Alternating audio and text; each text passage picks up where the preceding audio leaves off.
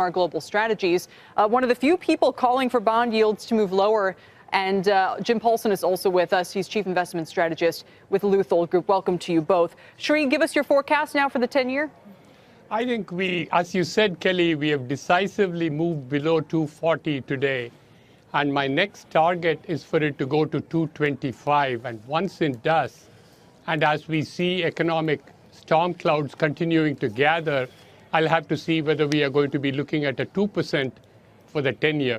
Wow. But we are moving quite a bit further down from current levels. And that is based on the fact that you have a lot of signs of weaknesses on the U.S. side, and the fact that the 2-year yield and the 10-year yield are both chasing each other down today. Not only the 10-year, Kelly, that you referred to, but the 2-year has moved down 7 basis points, and in the last few minutes, the 10-year is catching up.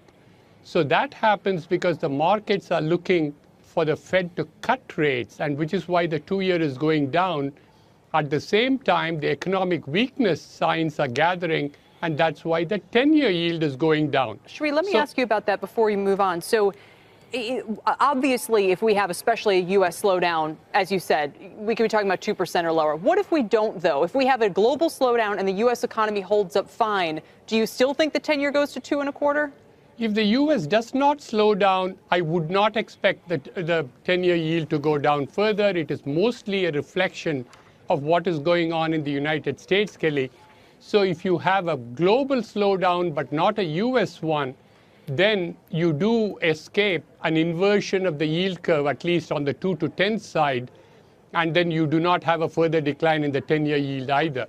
But my expectation is that the U.S. will slow down further, and that's why I would be looking for the 10-year yield to go down decisively. Jim Paulson, where are you on what we've just been talking about, which is not only the slide in yields, but the momentary inversion of the yield curve, I guess you could put it that way. And what should I do as an investor if my portfolio has been sort of optimized for a growth environment?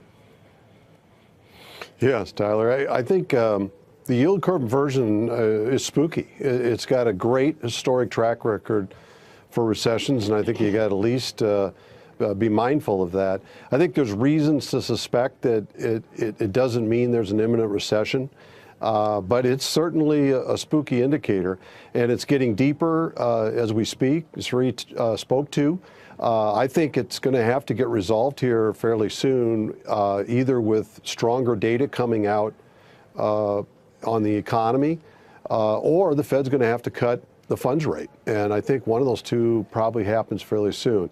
What I would do is I would stay bullish, because I think that the odds of recession are still more remote than likely, and at least imminently. And if we finally do decide that we're not going to recess, I think there's quite a bit of upside here for the stock market now, being exasperated even more so with lower yields than we had earlier. But what I would do is pull in my bullish tilt. So I've been like halfway between maximum bullish and neutral. I'd be more like a quarter over my neutral bet now. What is that tilted positioning towards equities. Jim, what does that look like? So this has been an interesting year, because everybody told us in January, because we were coming off the big sell-off in the fourth quarter, that you had to be defensive. And it turned out that technology has been the best sector this quarter because of the slow growth environment. So I understand what you're saying about trimming the bullish sales and all of that, but so do you stick with technology in this environment, or where would you go? I would. I'd still be also, Kelly, tilted towards more aggressive stocks in here. Not totally. I'd own some of the defensives, but I'd be tilted towards tech. I would start on days like today, pick up some of those financial stocks, for example, that everyone's running from.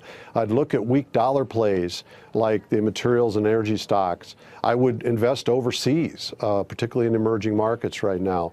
Because I really think that a couple things. We've really got a revaluation of equities. We're improving that value as we're lowering the competitive yields. And the big thing for me is we got a lot of fear.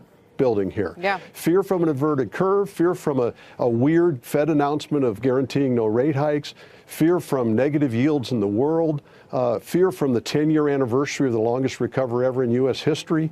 And I like that fear, that wall of worry, with a good valuation case and the likelihood that we don't recess.